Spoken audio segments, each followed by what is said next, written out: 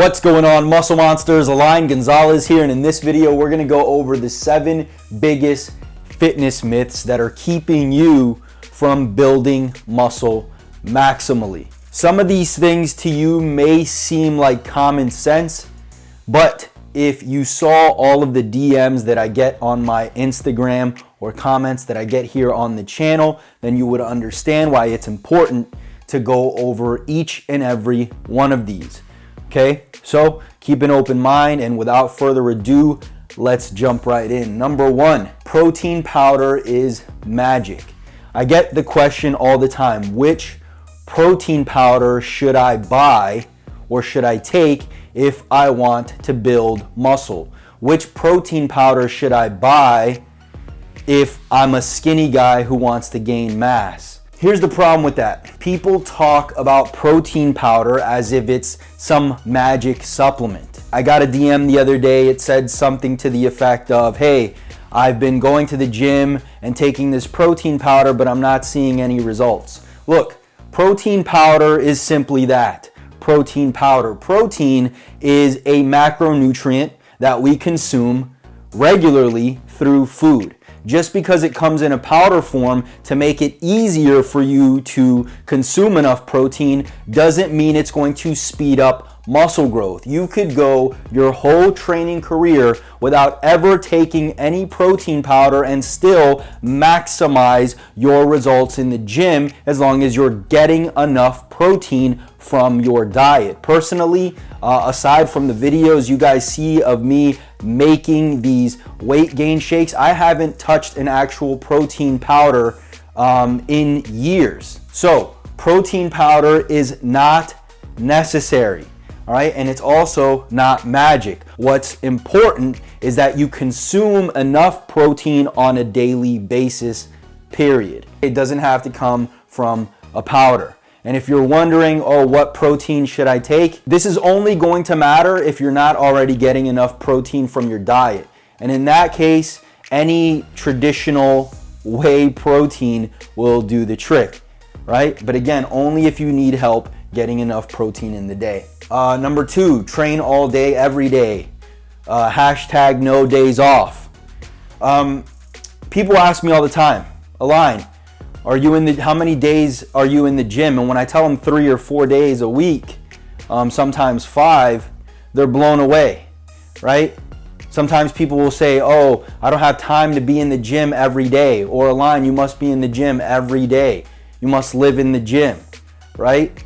Obviously, people have this misconception that if you want to be fit and in shape, that you have to be training every single day, and that's just not the case. To the contrary, you want to take time off to rest, repair, recover, right? So that you can gradually get better. If you're in the gym every single day, you're going to run yourself into the ground. Not only is that not sustainable, right, but it's going to play against you. The ultimate goal of the gym is to provide a stimulus, right?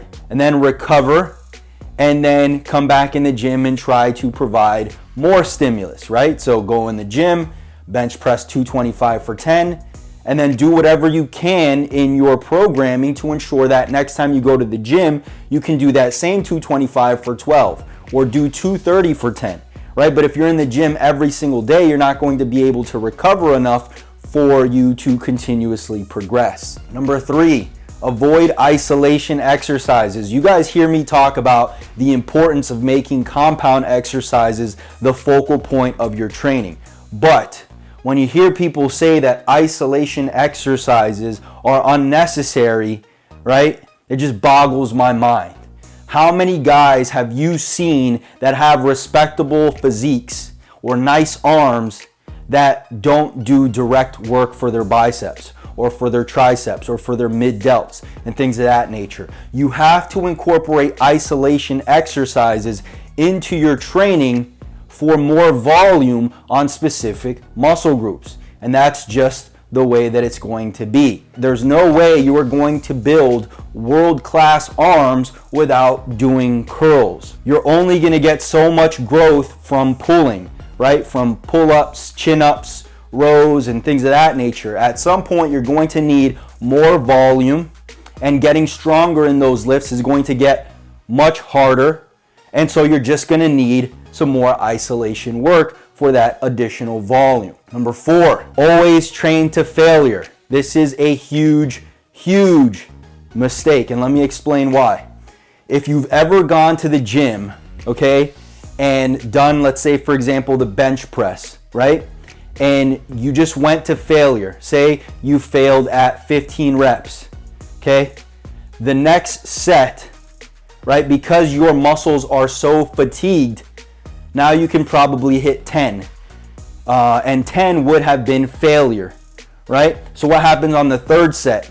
Now you're doing even less. Now you're struggling to just push that number 7 out, okay? And then by the last set, you're doing maybe 5 reps. Yes, you got a massive pump, but think about the total volume that you just did in those 4 sets. Now let's look at someone who stopped a bit short of failure. Let's say they stopped at 12, right? That person is likely going to be able to hit 12 on the second set as well, because they didn't push themselves to that limit where the muscle is completely taxed and fatigued.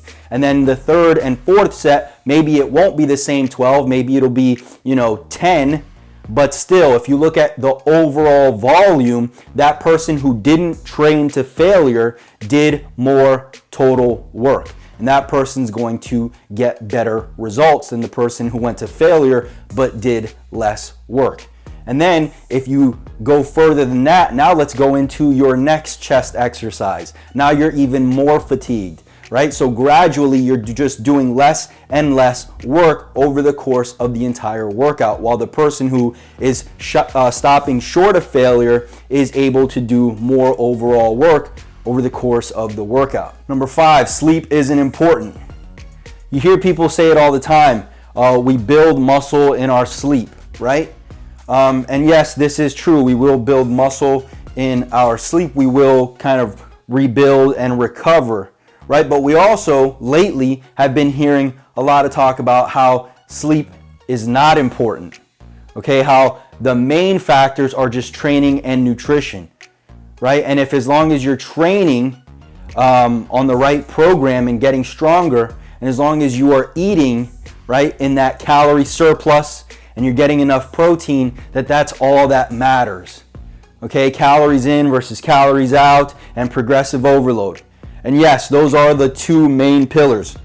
But if you're not sleeping, okay, you are not going to be fully recovered. And so what happens when you're not fully recovered? Okay, what happens is very simple. You go into the gym, and although your program is great, right, it is periodized in a way that should allow you to continuously progress, but because you're not fully recovered, you can't actually perform at your peak. So it is critical that you are getting quality sleep, all right? Because even if your training program is solid and your nutrition is solid, if you're not fully recovered, right, you're not going to be able to perform your best. And if you're not able to perform your best, you're not going to be maximizing your results. And I guess 6 and 7 we can kind of mesh together. You've heard this before: low reps and heavy weight for muscle growth, and high reps with lighter weight for fat loss. And this couldn't be further from the truth. Yes, you can build muscle with lower reps and heavier weight. And yes, you can burn fat with higher reps and lighter weight, right? But what really determines whether you're building muscle or losing fat is, number 1, total calories in versus calories out. So if you are in a caloric surplus and you're getting progressively stronger, you're going to build muscle. So even if you're doing sets of 15, but you are eating enough, okay, and you are progressing, you're going to build muscle. Likewise, if you're training heavy, right, maybe doing 5x5s or 6 sets of 3, right, but you're in a deficit, okay, you are going to be losing fat. So ultimately, it doesn't matter about the rep range. What really matters is, how much are you eating? Are you eating more than you're expending or less? Okay, that's all that really matters. And as long as we're progressing in the gym, we're going to build muscle, whether it's low or high reps. And as long as we're in a deficit, we're going to burn fat, whether it's low or high reps.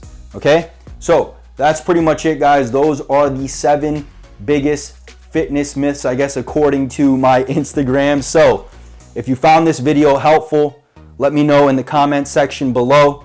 If you have any questions or anything you want to add to this list, again, leave them in the comment section below. Don't forget to like the video if you like the video, and do not forget to subscribe because I got more videos coming for you. And also, one more thing before I go, if you haven't already, I recently purchased another 1,000 copies of my book, Bulk Up Fast, and I'm giving them all away for free.